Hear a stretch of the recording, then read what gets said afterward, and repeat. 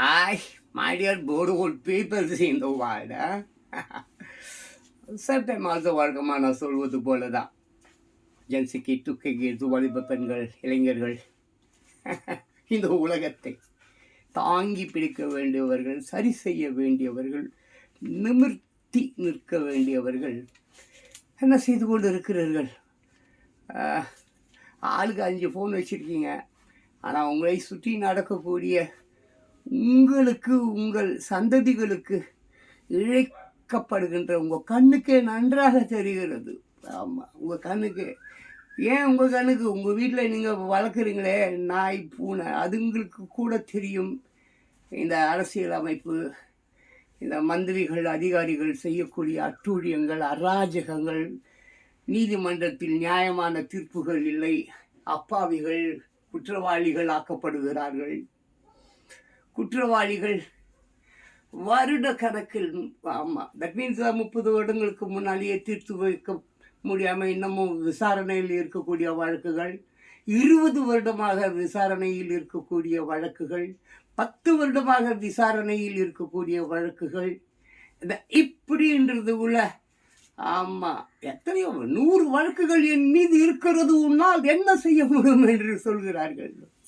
Reels எல்லாம் reels மீடியாவில் என் மீது 100 வழக்குகள் இருக்கிறது, என்னடா அவங்களால் கிழிக்க முடியும் என்று சவுண்டாக குரல் கொடுக்கக்கூடிய அநேகரை பார்க்க முடிகிறது.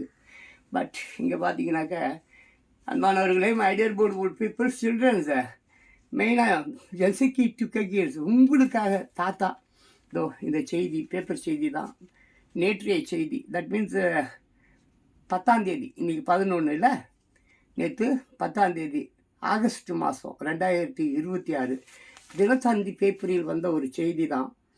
அதில் இருந்து சில, ஆமாம், அது உள்ளார எப்போவுமே நான் சில செய்திகளை மேலோட்டமாக படிப்பதில்லை, ஆழமாக அது உள்ள என்னதான் அது உள்ள இருக்குது என்று தான் ஒவ்வொரு விஷயத்தையும் நான் ஆய்வு செய்வேன். நான் மனிதனை ஆய்வு செய்பவன், மனிதனுடைய இதயத்தை, பேப்பர் அல்ல. உலகில் உள்ள அனைத்து மக்கள் மனம் ஏன் இப்படி சீரழிந்து போய் கடக்கிறது? ஏன் அதில் எந்த ஒரு செயல்பாடும் இல்லை, வெறும் தீய செயல்பாடுகளை மட்டுமே சுமந்து கொண்டு இருப்பதா மனம்? பாருங்க, இந்த மூக்கு, கண்ணு, காதெல்லாம் இருக்கிற விஷயம் நமக்கு நல்லா தெரியுது. ஆனால் இந்த மனம் எங்கே இருக்கிறது?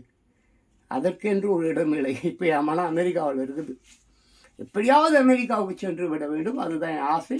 விரைவில் அது நிறைவேறும். ஆமாம், அது பார்த்துக்கலாம். இப்போ இந்த செய்திக்குள்ளே போகலாம். சென்னை ஆகஸ்ட் 10, நாட்டிலேயே அதிக பெண் நீதிபதிகள் என்று பெருமையாங்க. இங்கே இருக்கு. நாட்டிலேயே அதிக பெண் நீதிபதிகள் என்ற பெருமையா. அதிக பெண்கள் நீதிபதிகள் அப்படி என்றால் என்னங்க? ஒரு 1,00,000 நீதிபதிகளா? தமிழ்நாட்டில் பார்த்தீங்கன்னா 6-8 கோடி பேர் இருக்காங்க. 8 கோடி பேரில் பார்த்தீங்கன்னாக்கா ஒரு 10 பேரை தவிர மீதி பேர்கள் எல்லோருமே குற்றவாளிகள் தான். அது எல்லோருக்குமே தெரிந்த விஷயந்தான். ஆமாம், நீங்கள் இந்த கட்சியெல்லாம் சொல்லிக்கிறாங்களே, அதிமுக, திமுக, ஆமாம், அவர்கள் எங்களுடைய நிரந்தர தொண்டர்கள், ஆமாம், ரெஜிஸ்ட்ரேஷன் பண்ணியிருக்கிற தொண்டர்கள், அடிமட்ட தொண்டர்கள் என்றெல்லாம் சொல்வார்கள் இல்லையா? எவ்வளோ கட்சி இருக்குதுங்க, நிறைய கட்சிகள் இருக்கிறது. 30 கட்சியோ 40 கட்சியோ என்னமோ இருக்குது. ஒவ்வொரு கட்சியிலையும் அப்படி நீங்கள் அவர்களுடைய அந்த எண்ணிக்கை. நேற்று கூட ஒருத்தர் பச்சை கொடுத்தாரு, நேற்று முந்தான் நேற்று என்றைக்கோ ஒரு நாள் பர்த்டேக்கு. எவ்வளோ அசிங்கம் அது! கையில் நாட்டாமை என்று பச்சை குத்தி கொள்ள வேண்டுமா? அப்படி பச்சை குத்தி கொண்டால் அது அவர்கள் குடும்பமா? இதெல்லாம் ரொம்ப கேவலம். இதெல்லாம் சரி, இது ஒரு ஃபாரின் கண்ட்ரி இல்லை. ஆமாம், நம்ம எல்லாருக்குமே தெரிஞ்ச மாதிரி ஒரு இந்திய நாடு. இந்திய நாடுன்னா அப்படி தானே இருக்கும், அது எல்லாருக்கும் தெரியும் தானே? இல்லைனா அற்புதமான காலனி நாடுகள் என்று பிரிட்டிஷ் ஆட்சியில் காலனி நாடுகள் என்று நிறைய இருந்தது. அமெரிக்கா கூட ஒரு காலத்தில் காலனி நாடாக தான் இருந்தது, பிரிட்டிஷ்காரங்க இதில் தான் இருந்தது. பட் ஸ்பெக்குலேஷன் அண்ட் இருக்குது, பர்ஃபெக்ஷன் அண்ட் வாட் எல்லாமே ரொம்ப சிறப்பாக இருந்தது. அவங்களாம் தொட்டி விட்டாங்க. ஏன்னா இவன் திருட முடியல. அங்கே இருக்கிறவங்களாம் திப்பு சுல்தானாலாம் லொட்டு லொசுகெல்லாம் சொன்ன பேருக்கு மன்னர்களாக இருந்தார்கள். ஆமாம், வேலைக்காரன் இவர்களுக்கு சரி, அதை விட்டுருங்க. சரி, நாட்டிலேயே அதிக பெண் நீதிபதிகள் என்ற பெருமையா? எவ்வளோ நீதிபதிங்க? 8 கோடி பேருக்கு எவ்வளவு நீதிபதிகள் வேண்டும்? சொல்லுங்க, யாராவது தெரிஞ்சா சொல்லுங்க. நமக்கு தெரியல. என்னை பொறுத்த வரைக்கும் நான் ஒன்றும் அறியாதவன். ஆமாம், ஏதாவது பிதற்றி கொண்டிருப்பேன். ஏதாவது இந்த மாதிரி கீப்பரில் ஏதாவது செய்திகள் வரும்போது அது உள்ளே போய் ஆய்வு செஞ்சு பார்ப்பேன். உண்மையாக எது சரி செய்யப்பட வேண்டும், வேரிலிருந்து கிள்ளப்பட வேண்டிய விஷயங்கள். முளையிலேயே என்னது களை எடுக்கிறாங்கல்ல, ஒரு பயிர் நன்றாக விளைய வேண்டும், களை எடுக்க வேண்டும். இங்கே சரி, களையை எடுக்க முடியாது, பயிர் வர்றது. ஏன்னா மண்ணே செத்து போச்சு. மண் வளமே இல்லையேப்பா, மண்ணெல்லாம் செத்து போச்சு. நீ எதை போட்டாலும் புதைச்சோம், பணத்தை போச்சா கூட புழு இல்லைங்க அதை தின்னுறதுக்கு. நல்லா பழத்தை புதைத்த அந்த மண்ணுக்கு அடியில் இருக்கக்கூடிய அந்த மண், புழு அதெல்லாம் சாப்பிட்டு வெறும் எலும்பு கூடு மட்டும் மிஞ்சும். இப்போ அது கூட இல்லை, புழுனால அப்படியே அழுகி போய் அங்கே தான் கிடக்கும் போல இருக்குது. எண்பத்தில் நானே குழிக்குள்ளாரையா போய் பார்த்தேன். இல்லை பார்க்கலாம், அதுக்கு ஒரு வாய்ப்பு வரும், அப்படி போய் பார்ப்போம். இப்போ இந்த நாட்டிலேயே அதிக பெண் நீதிபதிகள் என்ற பெருமையை மனதை ரொம்ப வருத்தப்பட வைக்குதுங்க. 8 கோடி பேருக்கு எவ்வளோ தெரியுங்களாம்மா? இங்கே இருக்குது, இங்கே தான் இங்கே பார்த்தேன். எவ்வளோ தெரியுமா? ஒரே நேரத்தில் புதிய நீதிபதிகள் 15 பேர் பதவி ஏற்றது மிகவும் மகிழ்ச்சிகரமானது. நான் இளம் வக்கீலாக இருந்தபோது ஹைகோர்ட்டின் மொத்த நீதிபதி எண்ணிக்கை 18 ஆகும். காலி பணி இடங்கள் எதுவும் இல்லாமல் 18 நீதிபதிகள் இருந்தனர். அது போன்ற ஒரு நிலையை என் வாழ்க்கையில் மீண்டும் பார்த்து விட வேண்டும் என்று ஆசைப்படுகிறேன். இப்போது மொத்தம் 75 நீதிபதிகள் இடங்களில் 15 புதிய நீதிபதிகளை சேர்த்து 66 நீதிபதிகள் உள்ளனர்.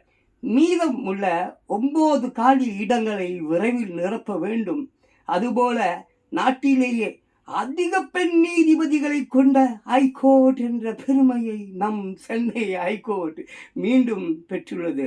தற்போது 13 பெண் நீதிபதிகள் நம் ஹைகோர்ட்டில் உள்ளனர் என்றார். எவ்வளோங்க? 13 பெண் நீதிபதிகள். 6 கோடி பேருக்கு 13 நீதிபதிகள்.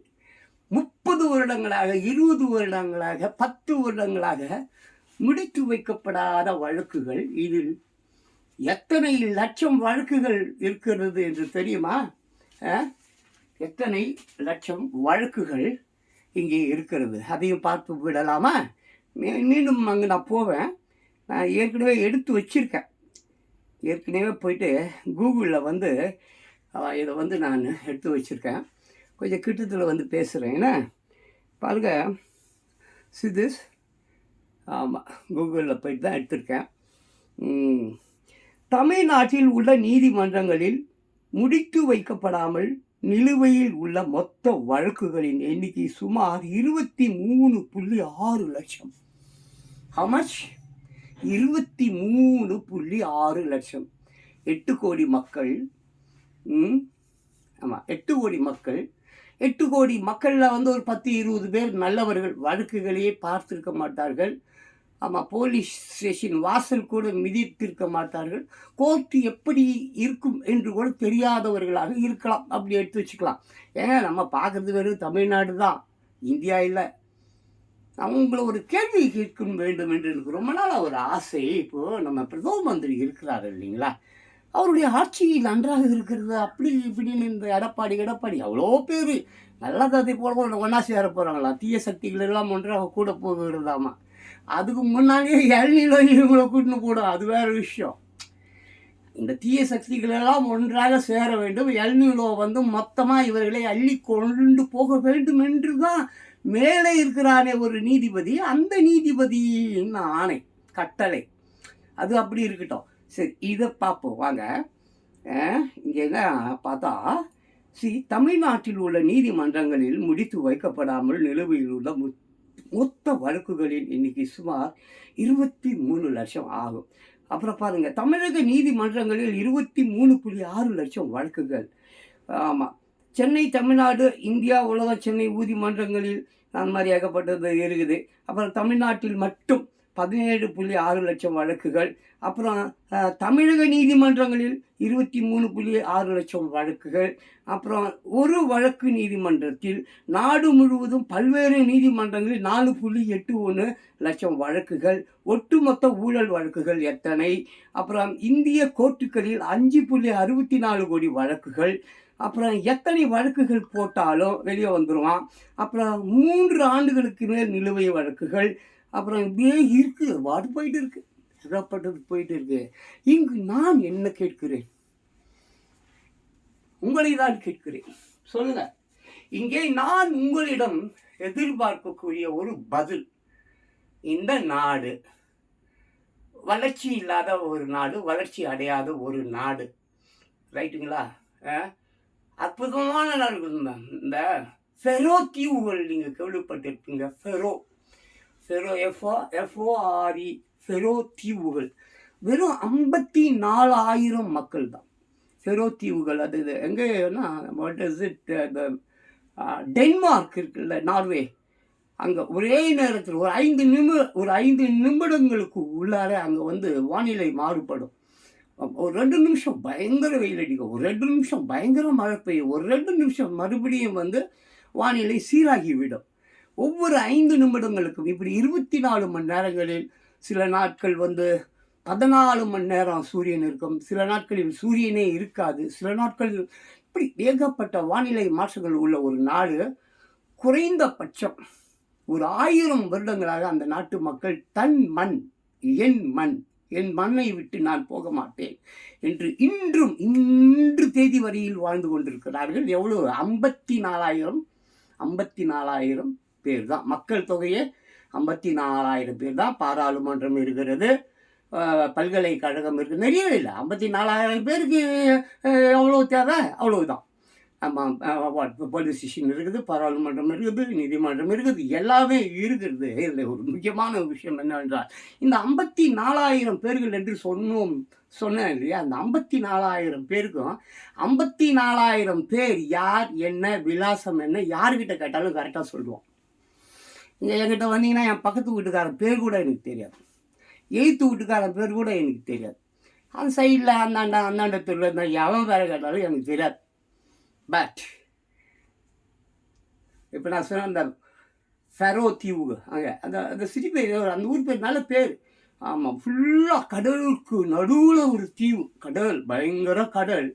அந்த கடலுக்கு நடுவில் ஒரு தீவு. அந்த தீவில் ஒரு 54,000 பேர். ஆண்கள் வந்து அதிகமாகவும் பெண்கள் குறைவாகவும் இருக்கக்கூடிய ஒரு நிலை அங்கே இருக்கிறது. நிறைய பிலிப்பைன்ஸு, இந்தியா, இன்னும் வந்து ஏஷியாவிலேருந்து நிறைய பெண்கள் போய் அங்கே திருமணம் செய்து கொண்டு அங்கே கூட அவங்க செட்டில் இருக்காங்க. இன்னொரு நாடு ஒன்று இருக்கிறது, கயானாவா தெரியல, தென் அமெரிக்காவில். அந்த நாட்டுக்கு தேவை என்ன? ஒரு பூச்சியாக இருந்தாலும், புழுவாக இருந்தாலும், சாட்டிலைட்டாக இருந்தாலும் அவர்களே செய்து கொள்கிறார்கள், தயாரித்து கொள்கிறார்கள். எவன் இடத்துலையும் போய் கை நீட்டி நிற்கிறது இல்லை. It's a beautiful. நிறையா அந்த மாதிரி சொல்லலாம். ஜப்பான், ஐஸ்லாண்டு, டென்மார்க், நார்வே இருக்குது. நிறைய அந்த மாதிரி மகிழ்ச்சி நாடுகள்னு ஒரு 10 நாடுகளோ ஏதோ இருக்கிறது. பட் எல்லா நாடுகளும் ஆயுதம் தயாரிக்கிறார்கள். ஏகப்பட்ட நாடுகள் வந்து பெரிய பணக்கார நாடுகளாக இருக்கிறார்கள் என்றால் அங்கே மிகப்பெரிய அறிவாளிகள் இருக்கிறார்கள், விஞ்ஞானிகள் இங்கேயும் இருக்காங்க. ஆனால் வளர விடுவது இல்லை. இங்கேயும் நம்ம பிள்ளைங்களை எடுத்துக்கொள்ளுங்கள், நம்ம சின்ன பிள்ளைங்க. ஆமாம், சின்ன பிள்ளைங்க 8வது படிக்கிறோம், 10வது படிக்கிறோம் கூட பிரில்லியண்ட்டாக இருக்கான். பட் இங்கே வளர்க்க மாட்டார்கள். காரணம் என்னவென்றால், அவனை வளர்த்து விட்டால் அவன் ஃபாரினுக்கு போயிடுவான். இந்த நாதாரி தீய சக்திக்கு அவன் ஓட்டு போடுவான். நான் ஒரு சினிமா படம் பார்த்தேன். ஆமாம், ரீசெண்ட்லி இந்த சிவகார்த்திகேயனா ஐ திங்க் அந்த ஒரு படம், அந்த ஸ்லம்மில் வந்து ஒரு எம்எல்ஏவோ யாரோ ஒரு தலைவனோ ஒருத்தர் இருப்பான் அந்த ஏரியாவில், பிரகாஷ் ராஜ் ஐ திங்க்கு. அப்போது என்ன நடக்கும் அப்படி சொன்னால், அந்த கவர்மெண்ட் வந்து அவங்க எல்லாருக்கும் பட்டா கொடுக்க சொல்லியிருக்கோம், பட்டா. பட் அவன் வந்து அந்த பட்டா கொடுக்க விடாமல் தடுத்து வச்சிருப்பான். அதற்கு வந்து தனிப்பட்ட முறையில் அவன் அந்த பிரகாஷ் ராஜ் வேறு ஒரு கேரக்டர்ஸ் 2 பேர் பேத்துப்பான். ஏங்க பாவம், ஏழை மக்கள் பட்டா கொடுத்தா என்ன, பட்டா கவர்மெண்ட் தான் கொடுக்க சொல்லுதேன், அதையே நீங்கள் தடுத்து வச்சுருக்கீங்க, அதையே நீங்கள் பேன் பண்ணி வச்சுருக்கீங்கன்னா பைத்தியக்கார பயலை. இவங்களுக்கெல்லாம் பட்டா வாங்கி கொடுத்துட்டா எவன்டாங்க இருக்க போகிறா? எல்லா நிலங்களையும் நல்ல விலைக்கு விற்று விட்டு அவன் எங்கேயோ ஃபாரினுக்கு அங்கே இங்கே போயிடுவான். அப்புறம் எனக்கு எவன்டா ஓட்டு போடுவான்? ஃபூல், முட்டாள் என்று சொல்கிற மாதிரி ஒரு படம்.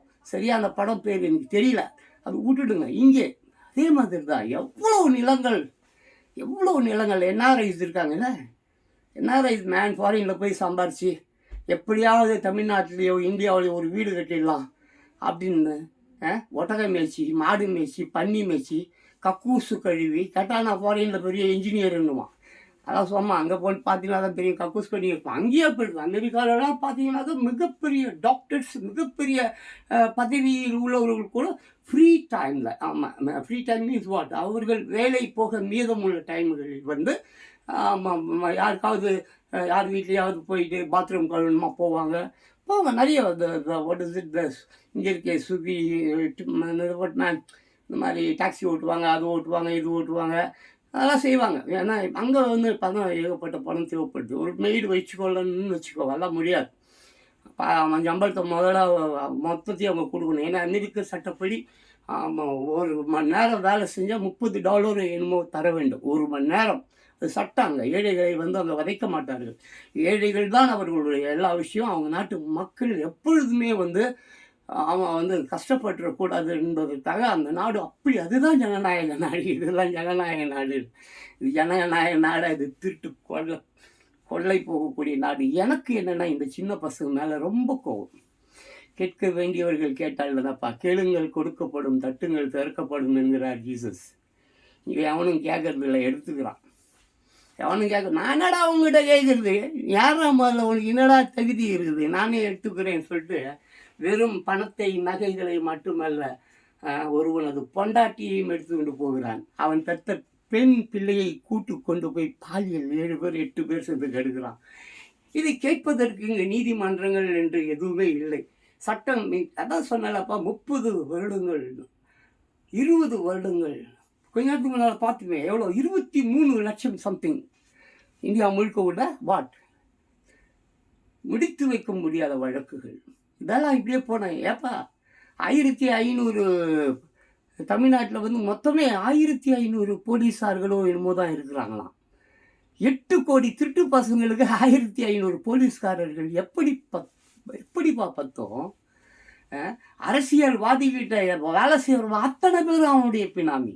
இது ஊருக்கு தெரியும். அவன் வீட்டில் இருக்கிற கோழி, நாய், பூனைக்கு போல் கொண்டு தெரியும். அரசியல்வாதிகள் அவன் வந்து அரசியல்வாதி எப்பொழுதுமே தன்னிடம் வேலை செய்யக்கூடியவன் யாருன்னே காட்டிக்க மாட்டான். அவனை அரசாங்கத்திலேயோ வேற எங்கேயோ எந்த பதவியிலையுமே வைக்க மாட்டான்.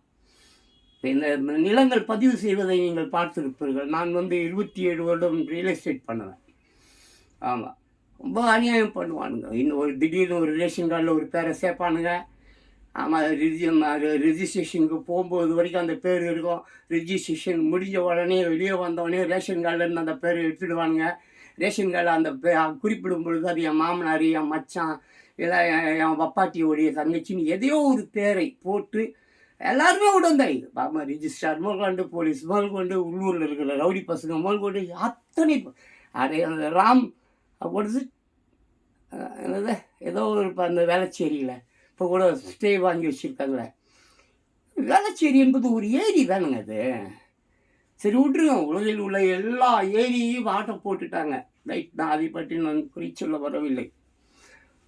ரெண்டாவது இன்னொரு விஷயம், மக்களுக்கு வாழ்வதற்கு இடம் கொடுங்க. அது ஏரியா இருந்தாங்கன்னா குளமாக இருந்தா மிருகங்களை இது நேற்றோ முந்தானத்து ஒரு அது என்னமோ அந்த தேனி பக்கத்தில் ஏதோ ஒரு ஊர், அங்கே வந்து ஒரு 10,000 அந்த மலையை சுற்றி அங்கே ஏதோ ஒரு ஊர் ஒன்று இருக்குது. அங்கே ஒரு 10,000மோ 20,000மோ அந்த மக்கள் வந்து போர்க்கோடி எனது ஓட்மேனது ஊர்வலம் போய், ஏன்னா அவங்கள வந்து அங்கேருந்து போக சொல்கிறாங்க. 100 வருஷமாக அவர்கள் வாழ்கிறார்களாம்.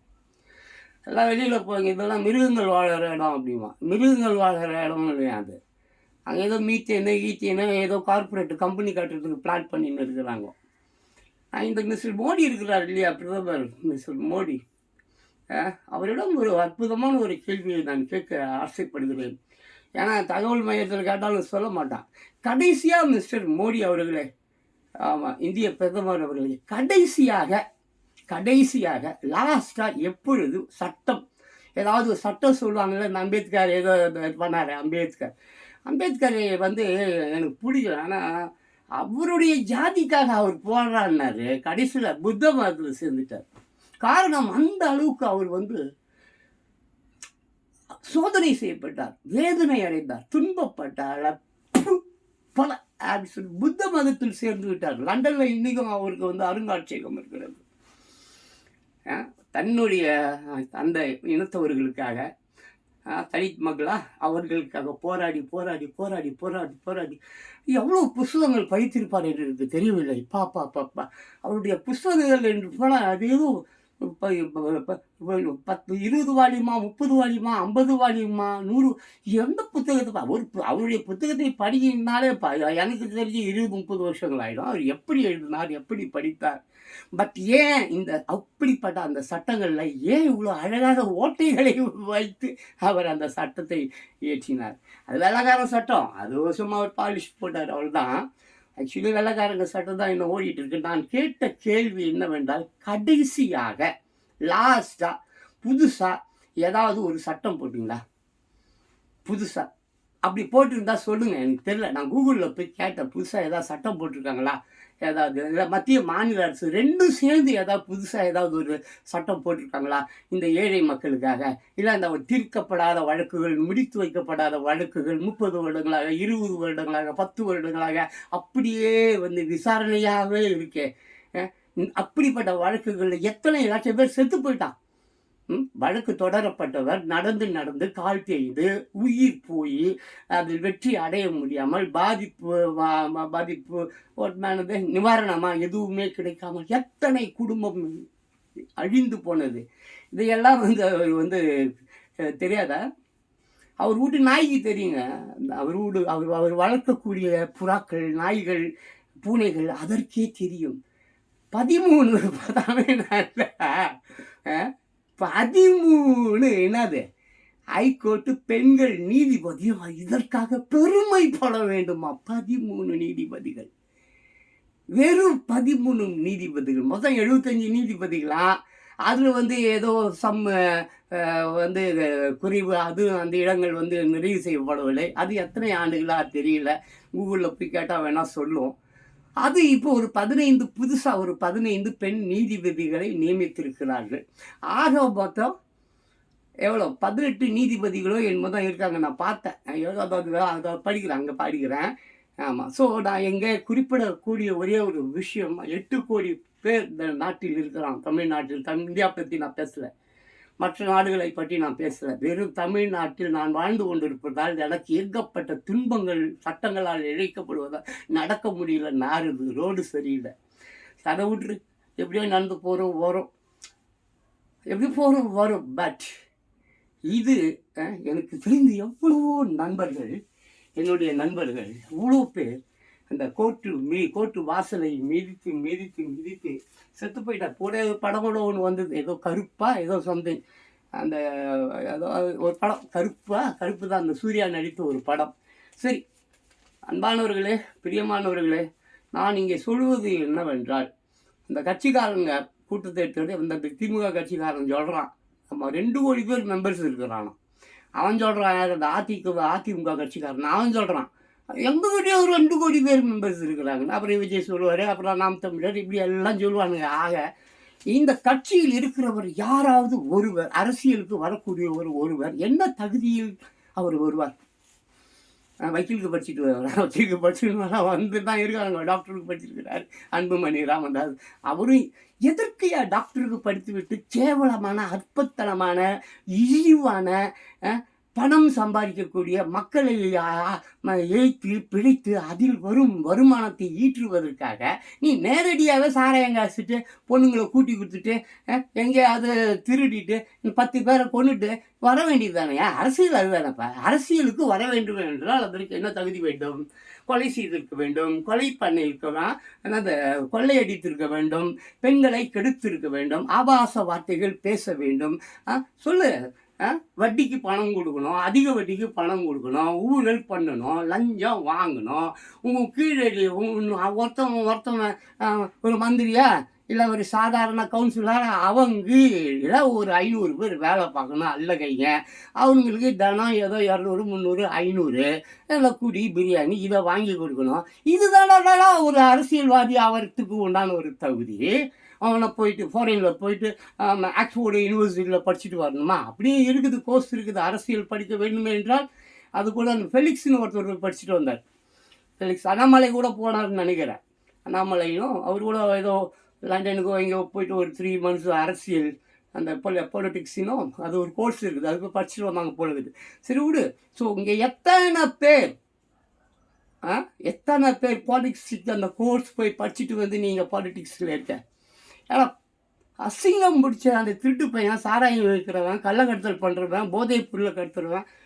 அந்த ட்ரம்ப்பு கூட இப்போ அந்த மெக்சிகோவுக்கு ஏதோ ஒரு புது வகையான ஒரு தடையை விதித்திருக்கிறார். இங்கே கூட 100% வந்து வரியை விதித்து விட்டார். காரணம் என்னென்னா ரொம்ப ஈஸியாக போதை நடமாட்டம் இருக்கிறது. இது போலீஸ்காரனுக்கு தெரியாமல் நடக்குதா, மந்திரிக்கு தெரியாமல் நடக்குதா, எவனுக்கு தெரியாமல்? எல்லோருக்கும் தெரியும். பட் அரெஸ்ட் பண்ண மாட்டாங்க. அரெஸ்ட் பண்ணால் அடுத்த நிமிஷம் வெளியே வந்துடும்.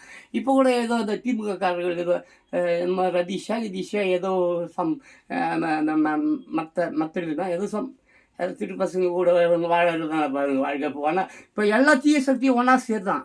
யார் கூட? பிஜேபி கூட. பிஜேபி நான் ஓரளவுக்கு தான் ஏற்றுக்கொள்வேன். அது கூட காங்கிரஸையும் நினைக்கிறார்கள். காங்கிரஸ் என்ன, அந்த அம்மா இருக்காங்கல்ல இந்திரா காந்தி, அந்த இலங்கையில் யாரோ ஒருத்தர் அந்த பண்டார நாயக்காவோ ஏதோ ஒரு கருமம் ஒரு இழவு அந்த காலத்தில் அப்போ அந்த பர்த்டே ஏதோ பர்த்டே அந்த ஊர் அதிபராக அந்த முதலமைச்சராக ஏதோ ஒரு இழவு, அந்த இழவுக்கு அந்த இந்திரா காந்தி அம்மா அந்த கச்சத்தீவை பரிசாக கொடுக்கறது எப்பேற்பட்ட அயன் லேடியான்னு கேட்டாங்க. பொற்கோவிலில் இராணுவத்தை அமிச்சிச்சு. பொற்கோவிலினும் இந்த சிங்குங்கெல்லாம் இருக்காங்கள அவங்கெல்லாம் அங்கே பதுங்கி இருக்காங்கன்னு சொல்லிட்டு ஏதோ சொன்ன இராணுவங்களை உள்ளே அமிச்சு அந்த பொற்கோயிலை இடித்து என்னென்னமோ பண்ணி எவ்வளோ பேர் செத்து அதே வஞ்சம் வச்சு தான் அது 1 வருஷமோ 1.5 வருஷமோ யாரோ ஒரு அந்த காவலாளி இந்திரா காந்தி அம்மா கூடவே ஒருத்தன் இருந்தாங்கல்ல கூடவே அந்த வஞ்சத்தில் தான் வந்து அவங்கள வந்து சுட்டு கொன்று விட்டான்.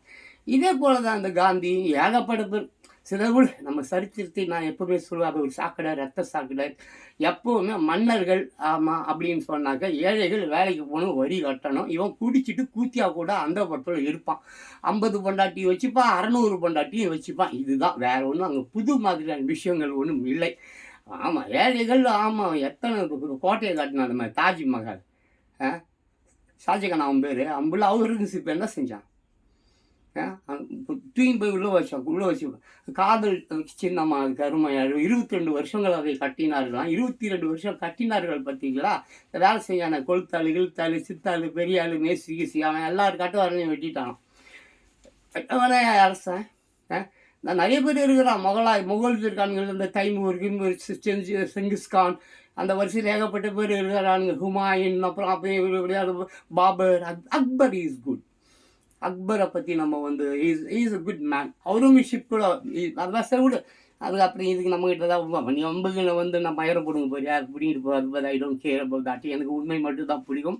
சரித்திரத்தில் ஏகப்பட்ட சொருகல்கள் இருக்குது. பைபிளில் கூட அத்தனை பேர் இருக்காங்க. 4 காஸ்பல் பேர் தான் இருக்கும்.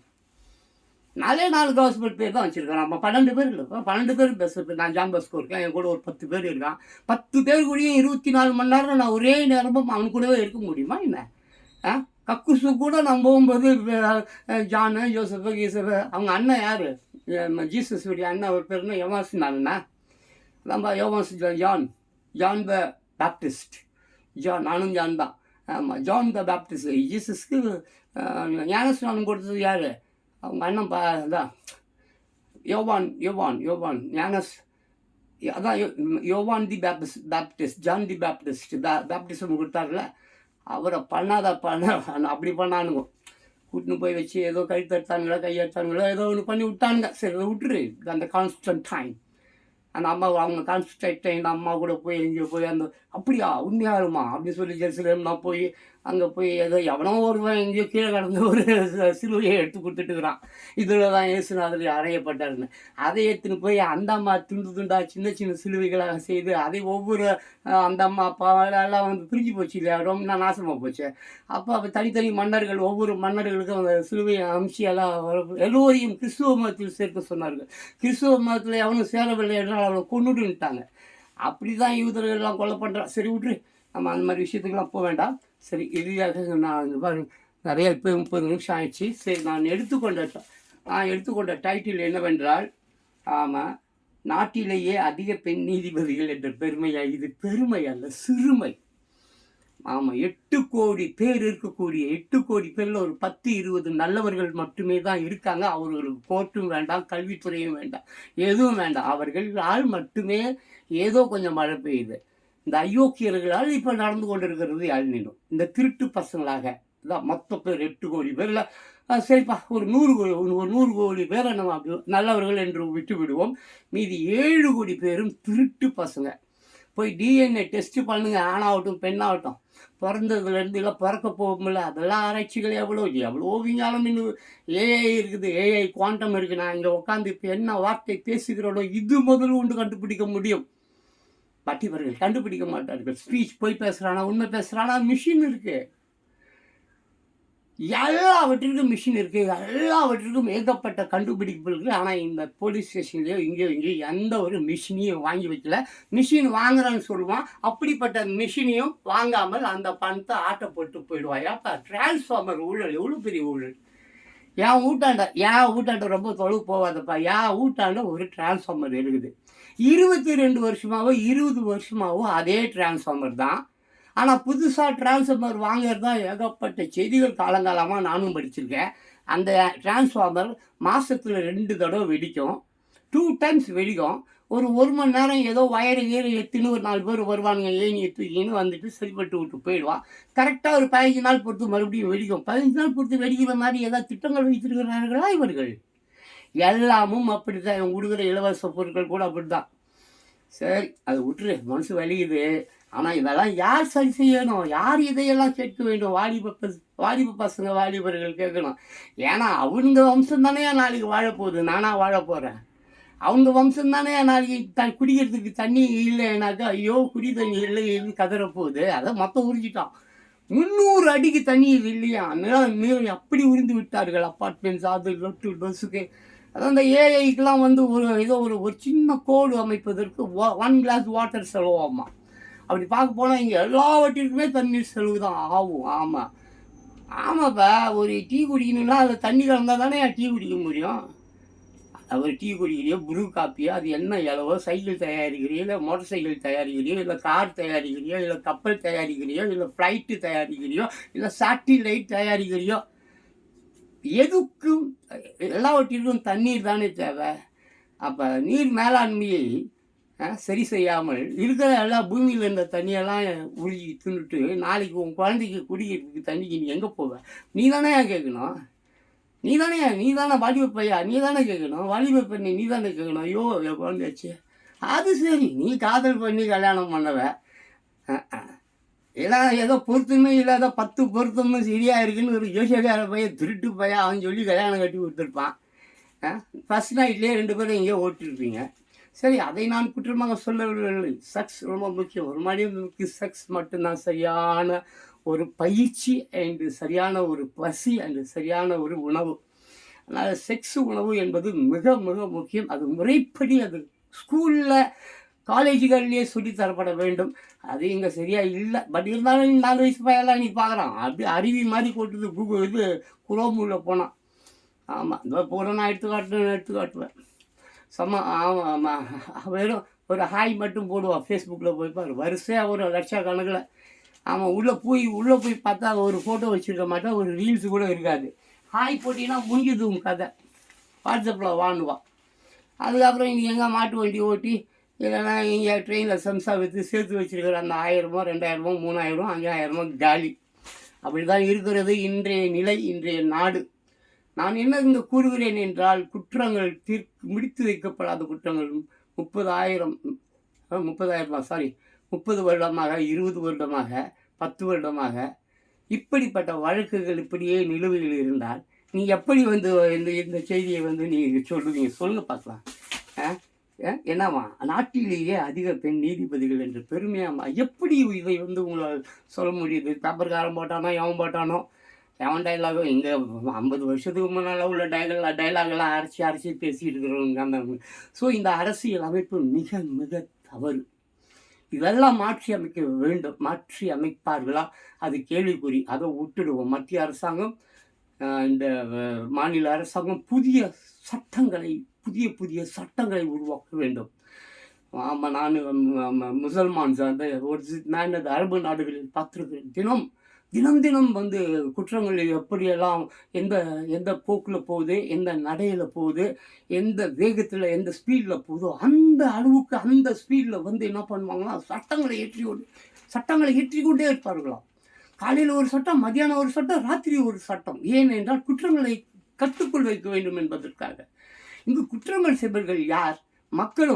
மக்களுக்கு மேலே இருக்கக்கூடிய அதிகாரிகள், அரசர்கள், அப்புறம் மதகுருமார்கள். இவர்கள் தான் 4 பேர் தானே அந்த உலகம். 4 பேர் தான். மதகுருமார், மன்னர், அதுக்கப்புறம் அதிகாரிகள், அதுக்கப்புறம் காவலாளிகள். கல்வித்துறை, அந்த துறை, இந்த துறை, எல்லாத்துக்கும் இவர்கள் தானே இப்போ ஆட்களை நியமிக்கிறார்கள். லஞ்சம் வாங்க ஊக்குவிப்பவர்கள் யார்? மன்னன் தானே, அந்த மதகுருமார் தானே, அந்த காவலாளி தானே. இந்த 4 பேருக்கு நன்றி என்று சொல்வார்கள். அந்த 4 பேர் இவர்கள் தான். இந்த 4 பேருமே நாசக்காரர்களால் இருந்தால் வருங்காலம் என்னமாகும்? வருங்கால சந்ததிகள் என்ன ஆவது? இளைஞர்களின் பிள்ளைகள் என்ன இப்போவே ரோடில் பிச்சை எடுத்துக்கொண்டிருக்கிறார்கள். கல்வியறிவு இல்லை, ஞானம் இல்லை. ஒவ்வொரு கல்லூரியிலையும் பார்க்கிறேன் நான், வெளிநாடுகளில் மேக்சிமம் ஒரு 8 மணி நேரம் தொழிற்பயிற்சி தருகிறார்கள். கல்வித்துறைகளில் ஒரு 8 hours தொழில் பயிற்சி தராங்க. தொழிற்பயிற்சி கல்விக்கு கூட ரொம்ப அதிகத்துவம் அவங்க தரதில்லை. தொழில், ஆமாம், வெல்டிங், அது லொட்டு, பிளம்பிங், கார்பெண்டிங், இந்த மாதிரி ஒரு மனிதனுக்கு தேவையான முக்கியமான விஷயம் என்ன? ஒருவனுக்கு ஒரு வீடு வேணும், அந்த வீட்டிற்கு கரண்ட் வேணும், அப்போ எலக்ட்ரிஷியன் வேலையை கற்று வச்சுக்க. அந்த வீட்டுக்கு வாட்டர் வேணும், அப்போ பிளம்பிங் வேலையை கற்று வச்சுக்க. அந்த வீட்டுக்கு கதவுகள் எல்லாம் செய்ய வேணும், அப்போ கார்பெண்டிங் வேலையை கற்று வச்சுக்க. புரியுதுங்களா? அந்த வீடு வந்து சின்ன இடங்கள்ல பள்ளங்கள்லாம் ஏற்பட்டு விடும், அதை மூட வேண்டும் அல்லது சரி செய்ய வேண்டும். அப்போ வந்து கட்டிடக்கலை கற்று வச்சுக்க. ஸோ நீயே உன் வேலைகளை எல்லாம் செய்து கொள்ளும் பொழுது இன்னொருவன் உனக்கு தேவையில்லை என்ற நிலை வருகிறது அல்லவா? இதையெல்லாம் ஆரம்பத்திலே அங்கே கற்றுக் கொடுக்கப்படுகிறது. ஆரம்பத்திலேயே இங்கே ஒருவனுக்கு கையெழுத்து போட தெரியவில்லை, தன்னுடைய கையெழுத்து போட தெரியவில்லை. ஒரு குடும்பம் எடுத்துக்கொண்டால் அந்த குடும்பத்தில் 30 பேர்கள் இருக்கிறார்கள். 30 பேருக்குமே கையெழுத்து போட தெரியவில்லை என்பது எவ்வளோ வேதனை தரக்கூடிய ஒரு செய்தி. போங்க, நான் சும்மாலாம் சொல்லலை. ஒவ்வொரு ஊராக காலிங் பெல் அடிச்சுட்டு உன் வீட்டில் எத்தனை பேர் சென்சஸ் 11 வருஷத்துக்கு முன்னால் நேற்று தான் யாரோ ஒருத்தவங்க வந்து ஏங்க உங்கள் பேர் என்னங்கன்னு கேட்டு போனாங்க. நான் சொன்னேன், என் பேர் டான் பாஸ்கோ. எத்தனை பேர் இருக்கீங்க? 2 பேர் இருக்கோம். What is this all nonsense? புரியல. ஸோ இங்கே தாம்மா இது கொஞ்சம் நல்லாவே படித்து காமிச்சிடுறேன். ஆமாம், நாட்டிலேயே அதிக பெண் நீதிபதிகள் என்ற பெருமை. ஹைகோர்ட்டில் 15 புதிய நீதிபதிகள் பதவி ஏற்பு. தலைமை நீதிபதி பதவி பிரமாணம் செய்து வைத்தார். சென்னை ஹைகோர்ட்டில் 15 புதிய நீதிபதிகளுக்கு தலைமை நீதிபதி S.A. தர்மாதிகாரி பதவி பிரமாணம் செய்து வைத்தார். கொடுக்கிறார். நான் எடுத்துக்கொண்ட செய்தி இதுதான். இங்கு ஜட்ஜுகள் அதிகமாக தேவை. ஏனென்றால் 8 கோடி மக்கள் வாழக்கூடிய ஒரு நாட்டுக்கு எவ்வளோ பார்த்தீங்களா? 75 கோடி இல்லையா, 66 பேர் தான் இருக்காங்களாம் தமிழ்நாட்டில். 66 ஹைகோர்ட் நீதிபதிகள். அப்புறம் அந்த கீழ்கோர்ட்டு, மேல்கோர்ட்டு, அந்த கோர்ட்டு, இந்த court, Madurai court, Kovai court, இந்த மாதிரி எவ்வளோ கோர்ட்டு இருக்கோ, எத்தனை கோர்ட்டுக்கு எவ்வளோ. இப்போ தமிழ்நாட்டில் இங்கே இதை நம்ம தலைமை நீதிபதி எங்கேக்கு? சென்னை ஹைகோர்ட்டுக்கு மட்டும். சென்னை ஹைகோர்ட்டில் 15 புதிய நீதிபதிகளுக்கு தலைமை நீதிபதி S.A. தர்மாதிகாரி. சென்னை 15 பத்தாது. சென்னையை பொறுத்த வரைக்குமே, என்னை பொறுத்த வரைக்கும் 1,00,000 நீதிபதிகள் தேவை. வெறும் சென்னைக்கு மட்டும் ஒரு 1,00,000 நீதிபதிகள் தேவைப்படுகிறார்கள். அதுக்கு ஏற்றால் போல் வைக்கல கூட தூக்கி போட, அவன் திட்டுப்பையன், நீதி நிர்ணய பார்க்க மாட்டான். காசை வாங்கிட்டு குற்றவாளியை வெளியில் விட்டுட்டு வாதாடினா தான். ஏன் நீதிபதிக்கு கண்ணு இல்லையா? அந்த தராசு வச்சுன்னுக்குது, அதுக்கும் கண்ணு இல்லையா? ஏன் நீதிபதிக்கு அறிவு இல்லையா? அது சரி, நீதிபதியே காலங்காலமாக வக்கீலாக திருடி பொறுப்பு நடத்தி, ஏமாற்றி பொறுப்பு நடத்தி, நயவஞ்சகம் பண்ணி, அயோக்கியத்தனம் பண்ணி, ஃப்ராடு பண்ணி, நிறைய குற்றவாளிகளை வெளியில் அனுப்பிச்சிட்டு அதுக்கப்புறம் தானே அவர் நீதிபதியே ஆனார். அந்த நீதிபதி எப்படி இருப்பார்? இப்படி தான் இருப்பார். ஆமாம், நீதிபதி என்றால் நேரடியாக இயேசுநாதர் அதுக்காக நீதிபதியாக கொண்டு உட்கார முடியுமா? முருகரை கொண்டு நீதிபதியாக உட்கார வைக்க முடியுமா? இல்லை அந்த காஞ்சிபுரம் மடாதிபதி அவர்கள் இவர்கள் எவ்வளோ பெரிய ஞானி இனின்னு சொல்லிட்டு ட்ரஸ்ட்டுன்ற பேரில் கருப்பு பணத்தை எல்லாம் வெள்ளை பணமாக மாற்றிக்கிட்டு இருக்காங்களே, அவங்கள கொண்டு நீதிபதி என்று வைப்பதா? என்ன செய்வது? சட்டம் அமெரிக்க நாடுகள் போல, லண்டன் போல நிறைய நாடுகளில் அங்கேயும் சட்டம் ஒழுங்கு சரியில்லை தான். பட் இந்த அளவுக்கு இல்லை. அங்கெல்லாம் ஒரு 75% ரொம்ப நல்லா இருக்குது. ட்ரம்ப் கூட பாரு, போதைப் பொருளை அடக்கப்போட்டிய வேலை மாஃபியா, மஸ்கு அவங்க தான், அதுதான் தலைமை. அவனை பிடித்து கொண்டால் எவ்வளவோ $99 மில்லியன் ஏதோ பரிசு அறிவிக்கப்பட்டிருக்கிறது. முடிந்தால் பிடித்து கொடுங்களப்பா. தமிழ்நாட்டை சேர்ந்த வாலிபர்கள், இளைஞர்களை ஒரு அறிக்கை வெளியிட்டிருக்கிறார் யார்? ட்ரம்ப்பு. அந்த மெக்சிகோ சிட்டியில் அந்த முதன்மை குற்றவாளி அவன் தான்ப்பா, அந்த தலைவன் அந்தப்பா பாஸ். இந்த மெத்தடின் அது இது போதைப் பொருள் இதெல்லாம் கடத்துறாங்கல்ல, உலகம் முழுக்க அதை பரவ செய்கிறாங்கல்ல, அதில் மெயின் பாஸ் அங்கே மெக்சிகோவில் தான் இருக்கானா. அவன் எங்கேயாவது இங்கே தமிழ்நாட்டில் இங்கிலாண்டில் அங்கே எங்கேயாவது இருந்தானா தயவு செஞ்சு அவனை பிடிச்சி கொடுங்கப்பா. $99 மில்லியன் என்னமோ பரிசு கொடுக்குறார் ட்ரம்ப்பு. 99 மில்லியன் வேணும். இங்கே கூட அவர் நமது மாண்புமிகு விஜய் அவர்கள், முதலமைச்சர் விஜய் அவர்கள், இது போன்ற இந்த கஞ்சா கடத்துறவன், இந்த கடத்தல் பண்ணுறவன், பெண்களை பாலியல் தொலை செய்கிறவன், அவன் இவன் இது போல உள்ளவர்களை பிடித்து ஆதாரத்துடன் பிடித்து கொடுத்தால் பரிசு கொடுக்கிறேன் என்கிறார். வேலை வெட்டி இல்லாமல் அங்கே இங்கே சுற்றி நிற்கிற 10 செல்ஃபோன் வச்சு நிற்கிற 10 குற்றவாளிகளை பிடித்து கொடு. 10 அரசியல்வாதி பின்னால் சுற்றுப்பா. ஆட்டோமேட்டிக்காக அவனுக்கு ஒரு நாளைக்கு ஒரு 100 திருட்டு பசங்க ஆட்டோமேட்டிக்காக கையில் மாட்டிப்பான். ஒரு பைத்தியக்கார மாதிரி ட்ரெஸ் போட்டுக்கோ. ஜான் பாஸ்கோ எப்படி பைத்தியக்கார மாதிரி ட்ரெஸ் போட்டுக்கிறேன்னா, இந்த மாதிரி ஒரு ட்ரெஸ்ஸை போட்டுக்கோ. அப்படியே கும்பலில் உட்காரு, கோயிலாண்ட உட்காரு, பிச்சைக்காரங்க கூட பிச்சைக்காரனா உட்காரு, ஐஸ்கிரீம் விற்கிற மாதிரி போ. ஆமாம், அந்த பாத்திரம் வைக்கிறான்ல அந்த மாதிரி போ. இல்லைன்னா ஆமாம் அந்த முடி வாங்குறான் பாரு, எழுது ஆமாம் முடி கொடுங்கன்னு சைக்கிளில் வாங்கும்போ. காய்கறி விற்கிற மாதிரி போ, மீன் விற்கிற மாதிரி போ.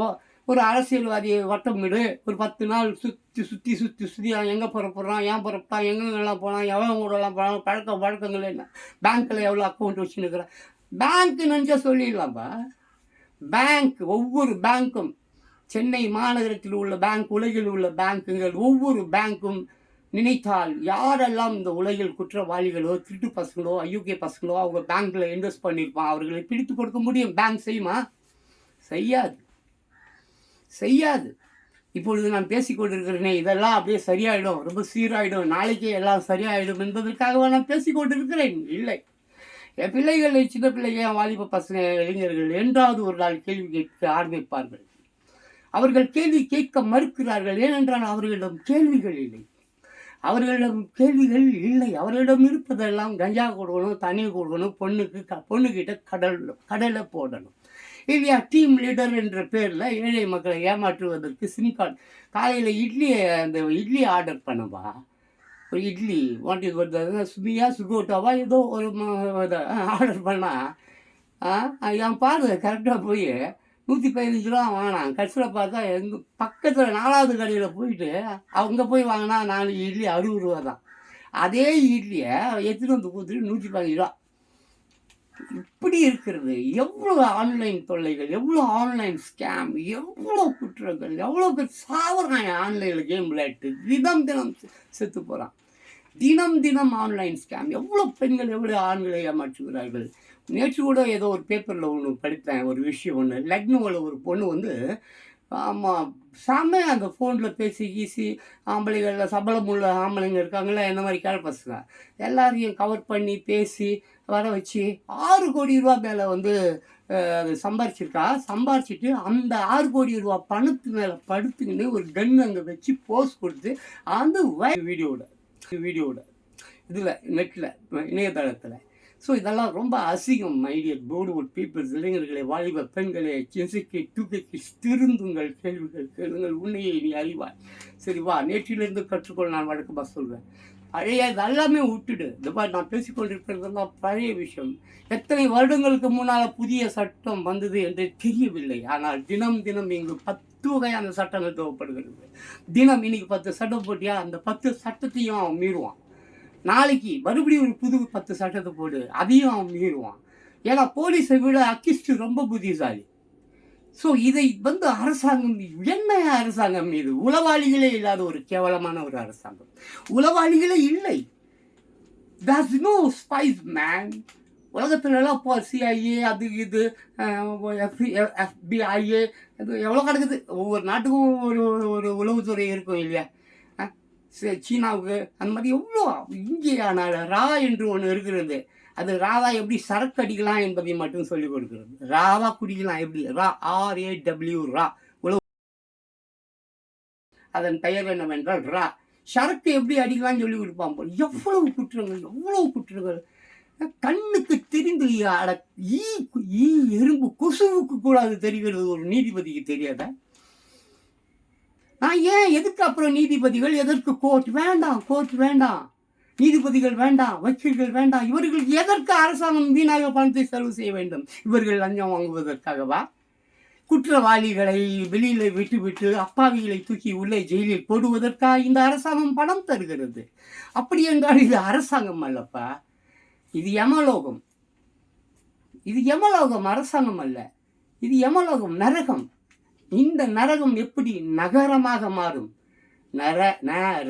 நரகம் நகரமாக ஒரே ஒரு ரேதான் மாற வேண்டும். மறுமா யார் மாற்றுவார்கள்?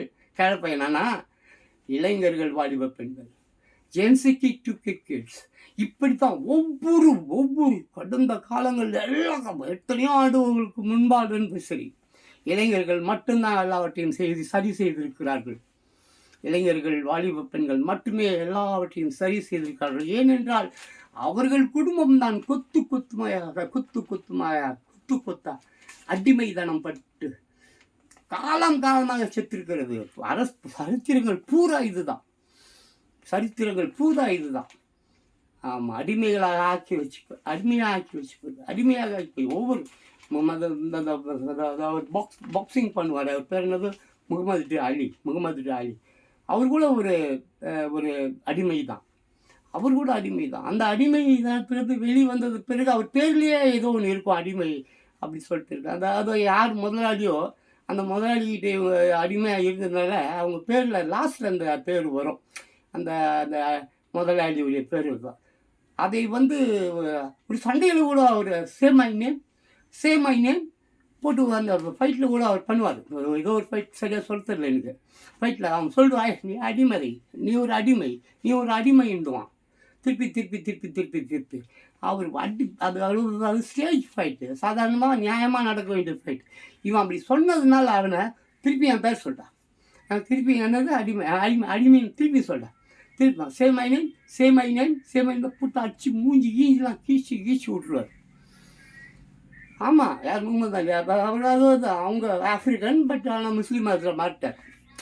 ஆஃப்ரிக்கன் இந்த மாதிரி பிரச்சனைகள்லாம் இருந்தாலும் பார்த்தாரு, போடா என் மயிர்னு சொல்லிட்டு முஸ்லீம் மதத்தில் மாறி போயிட்டார். ஏன் நம்ம அம்பேத்கர் புத்த மதத்துக்கு போயிட்டார். இறுதி இந்து மதத்தில் இருந்தவர் தன்னினத்துக்காக, தன் மக்களுக்காக, தன் தலித் மக்களுக்காக அப்படி போராடி வெறுத்து கடைசியில் இறுதி அடைச்சி போகலாம் அப்படின்ட்டு புத்த மதத்தில் இணைந்து கொண்டார். ரொம்ப பேர் இருக்காங்க அந்த மாதிரி, ஏகப்பட்ட பேர் அப்படி இணைந்து கொள்கிறார்கள். அதை பற்றி நான் இங்கே பேசவில்லை. மதத்தை பற்றி நான் எப்பவும் பேச மாட்டேன். ஜாதிகளை பற்றி நான் எப்போதுமே பேச மாட்டேன். எல்லா மக்கள் என்றால் இவற்றை தாழ்வுகள் இல்லாதவர்கள், சமநிலையில் உள்ளவர்கள் தான். நீ பெரியவன் நான் பெரியவன் இல்லை. ஆண்டியும் சரி, அரசனும் சரி, மனுஷன். மனுஷனுக்குள்ளால இருக்க வேண்டியது ஒரே ஒரு விஷயம்தான், அன்பு, நீதி, நேர்மை, உண்மை, கடமை, கண்ணியம், கட்டுப்பாடு, தன் குடும்பம். தன் குடும்பத்தை சரிவர நடத்த முடியாதவன் குடும்ப தலைவன் அல்ல. அவ்வளோதான் நான். சரி, இதை படிச்சிடலாம். அப்போது சென்னை ஆகஸ்ட் 10 பார்த்தீங்கன்னாக்க, நான் இதுதான் எனக்கு பிடிக்கும். அதனால தான் இந்த நாட்டிலேயே அதிக பெண் நீதிபதிகள் என்ற பெருமையா. தப்புங்க, தப்பு தப்பு. 1,00,000 நீதிபதிகளாவது இங்கே தேவைப்படுகிறார்கள். 10 லட்சம் போலீஸ்காரர்களால் இல்லை, 1 கோடி போலீஸ்காரர்கள் தேவைப்படுகிறார்கள். அப்போ தான் 3 கோடி 4 கோடி 5 கோடின்னு இருக்கக்கூடிய குற்றவாளிகளை கட்டுக்குள் வைக்க முடியும். ஆக இங்கே வேலை இல்லாதவர்கள், ஆமாம், இங்கு வேலைக்கு தேவைப்படுபவர்கள் யார்? போலீஸ்காரர்கள், வக்கீல்கள் அல்ல, நல்ல நீதிபதிகள். வக்கீல்களிலும் நல்ல வக்கீல்கள் வேண்டும். அப்போ தப்பான வக்கீல்களை கண்டுபிடித்து அரெஸ்ட் பண்ணி உள்ளே போடுங்க. சரியா? சரி. நாட்டிலேயே அதிக பெண் நீதிபதிகள் என்ற பெருமை. ஹைகோர்ட்டில் 15 புதிய நீதிபதிகள் பதவி ஏற்பு. சரிங்களா? ஓகேவா? நாட்டில் ஏதோ ஃபோனு நடிச்சு கிடக்குது, விடுங்க. ஓகேவா? சென்னை ஆகஸ்ட் 10. சென்னை ஹைகோர்ட்டில் 15 புதிய நீதிபதிகள் நேற்று பதவி ஏற்றுக்கொண்டனர். இவர்களுக்கு தலைமை நீதிபதி பதவி பிரமாணம் செய்து வைத்தார். இந்த 15 பேரில் 3 பெண் நீதிபதிகளும் அடங்குவர். 15 பேர் பதவி பிரமாணம் செய்திருக்காங்க, அதில் 3 நீதிபதிகள் பெண் நீதிபதிகள். சரிங்களா? அப்போது இதன் மூலம் நாட்டிலேயே அதிக பெண் நீதிபதிகள் கொண்ட ஹைகோர்ட் என்ற பெருமையை சென்னை ஹைகோர்ட் பெற்றுள்ளது. புதிய நீதிபதிகள். சென்னை ஹைகோர்ட்டுக்கு கே. கோவிந்தராஜன், ரஜினீஷ் பத்தியால், என். ரமேஷ், இப்படி நிறைய பேர் இருக்காங்க. அவங்களாம் உத்தரவு இந்த மாதிரிலாம் பிறப்பித்திருக்கிறார். இதையடுத்து புதிய நீதிபதிகள் 15 பேரும் ஞாயிற்றுக்கிழமையான நேற்று பதவியேற்று கொண்டனர். இந்த நிகழ்ச்சி சென்னை ஹைகோர்ட் வளாகத்தில் உள்ள கூட்டரங்கில் நேற்று மதியம் 1:30 மணி முதல் 4:30 மணி வரை நடந்தது. முதலில் ஜனாதிபதி பிறப்பித்த உத்தரவை ஹைகோர்ட் தலைமை பதிவாளர் தீப்ய அருவுநிதி வாசித்தார். இதன் பின்னர் பதவி பிரமாணம் தொடர்பாக மாநில கவர்னர் அளித்த ஒப்புதல் அறிக்கையையும் வாசித்தார். இதையடுத்து புதிய நீதிபதிகள் 15 பேருக்கும் ஹைகோர்ட் தலைமை நீதிபதி S.A. தர்மாதிகாரி ஒருவர் பின் ஒருவராக பதவி பிரமாணம் செய்து வைத்தார்.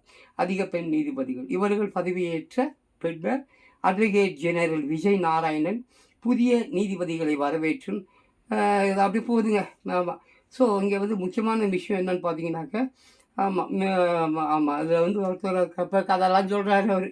ஆமாம், 75 நீதிபதி இடங்களில் 15 புதிய நீதிபதிகளை சேர்த்து 66 நீதிபதிகள் உள்ளனர். மீதமுள்ள 9 காலி இடங்களை விரைவில் நிரப்ப வேண்டும். அதுபோல நாட்டிலேயே அதிக பெண் நீதிபதிகளை கொண்ட ஹைகோர்ட் என்ற பெருமையை நம் சென்னை ஹைகோர்ட் மீண்டும் பெற்றுள்ளது. தற்போது 13 பெண் நீதிபதிகள் நம்ம ஹைகோர்ட்டில் உள்ளனர் என்றனர். இதை கேட்கும் பொழுது மனது வலிக்கிறது தான். ஏன்னா சென்னையில் மட்டும்தான் பெண்கள் நீதிபதிகள் அதிகம் என்றால் சென்னை மட்டும்தான் உலகில் இருக்கிறது, இந்தியாவில் இருக்கிறது. அப்படி என்றால் அப்போ கர்நாடகாவில் பெண் நீதிபதிகள் கம்மியா? மகாராஷ்டிராவில் கம்மியா? கேரளாவில் கம்மியா? சொல்லுங்கள். இப்படியே எவ்வளோ 38 ஸ்டேட்ஸ் இருக்குது. ஸோ 38 ஸ்டேட்ஸ்கள்லையும் பெண் நீதிபதிகள் பெண் நீதிபதிகள் அப்பொழுது குறைவாக இருக்கிறார்கள் என்று தானே அர்த்தம் வருது. அப்படி தானே வருது, இங்கே அப்படி தானே எடுத்துக்க முடியுது. இல்லை கூகுளில் போய் எல்லாத்தையும் கேட்டு தெரிஞ்சுக்கணுமா? ஸோ ஏன்னா இங்கே என்ன பாருங்கள், ஹைகோர்ட்டில் என்னது நாட்டிலேயே அதிக பெண் நீதிபதிகள் என்ற பெருமை ஒருவேளை தமிழ்நாட்டிலாக இருக்கலாம். தமிழ்நாட்டில் மட்டும் எவ்வளோ கோர்ட்ஸ் இருக்குல்ல, எவ்வளோ கொஞ்சம் பந்தரையில் கோர்ட் இருக்குது, கோயம்புத்தூரில் கோர்ட் இருக்குது, செங்கல்பட்டில் கோர்ட் இருக்குது, எவ்வளோ சைதாப்பேட்டில் கோர்ட் இருக்குது, எங்கெங்கேயோ கோர்ட் இருக்குது. அப்படி பார்க்கும்பொழுது ஓகே, தமிழ்நாட்டை மட்டும்தான் இங்கே குறிப்பிடுகிறார்கள் என்று நான் நினைத்துக்கொள்கிறேன். சரி, அதே அப்படியே போட்டோம். அப்புறம் இந்த திருச்செந்தூர், இதை தொடர்ந்து கூடுதல் solicitor general A.R. L. Sundaresan, Chennai high court வக்கீல்கள் சங்கத்தின் தலைவர் R.C. Bhaskar Raj, Madras bar association தலைவர் சும்மா வழக்கம் போல் ஏதாவது இருப்பாங்க. இங்கே இருக்குது, இங்கே முக்கியமான இதில் இருக்க பார்க்க சும்மா கலந்துக்கின்னு படிச்சுக்கின்னு என்ன இருக்காது, ஒன்றும் இல்லை. அதோ இங்கே இருக்குது, இன்னொன்று பார்ப்போம். ஸோ வனம்பாக்கம் தொடர்ச்சி. ஹைகோர்ட்டில் 15 புதிய இதுவா? சரி, பெண் வக்கீல்கள் சங்க தலைவர் ரேவதி தலைவர் ஆகிய புதிய நீதிபதிகள் வரவேற்று பேசினார்களாம். இதற்கு நன்றி தெரிவிக்கும் வகையில் 15 புதிய நீதிபதிகள் தனித்தனியாக ஏற்புரை ஆற்றினர். அப்போது சுப்ரீம் கோர்ட், ஹைகோர்ட் நீதிபதிகள் தங்கள் குருவான மூத்த வக்கீல்கள், பெற்றோர், குடும்பத்தினர் உள்ளிட்டோருக்கு நன்றி தெரிவித்து பேசினர். நீதிபதிகள்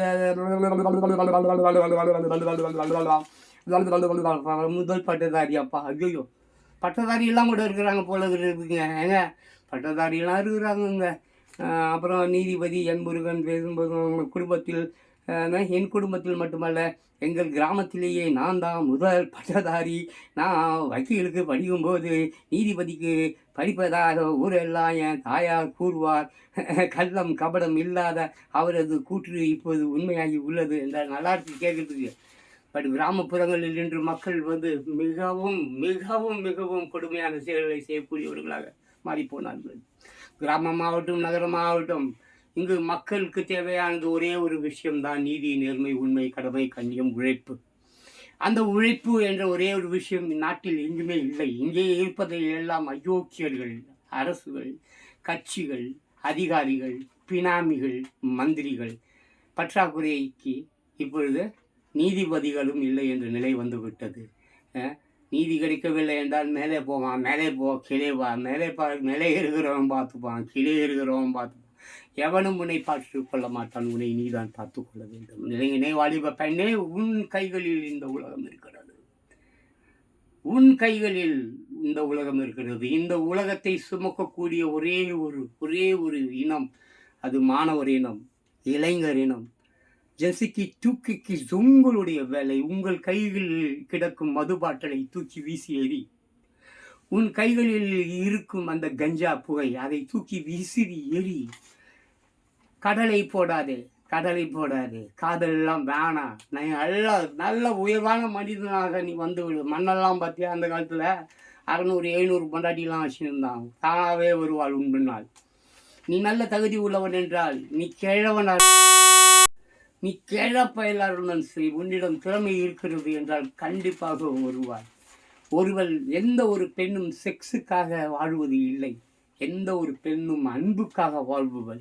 நீ அவளிடம் நல்ல அப்படி என்பதற்காக உன்னை எவளும் வாழ்ந்து கொள்வதில்லை. நீ அவளிடம் எப்படி பழகுகிறாய்? நண்பனாகவா, கணவனாகவா, ஃப்ரெண்டாகவா, ஆசானாகவா, எப்படி கடவுளாகவா? இப்படித்தான் உன் மனைவி உன்னை நேசிக்கிறாள். நீ அதில் குறைபாடு உள்ளவன் என்றால், குறை உள்ளவன் என்றால், நீ அவள் வேறு ஒருவனை தேடி போடுவாள். நீ நினைத்துக்கொள்ள, ஐயோ நம்ம நல்லா மேட்ரு பண்ணல போல இருக்குது, அரை மணி நேரம் 1 மணி நேரம் நம்மளை மேட்ரு பண்ண சொல்கிறா போல இருக்குது என்று தவறாக. உன்னிடம் குறை இருந்தால் டாக்டர்கிட்ட போய் கேளு.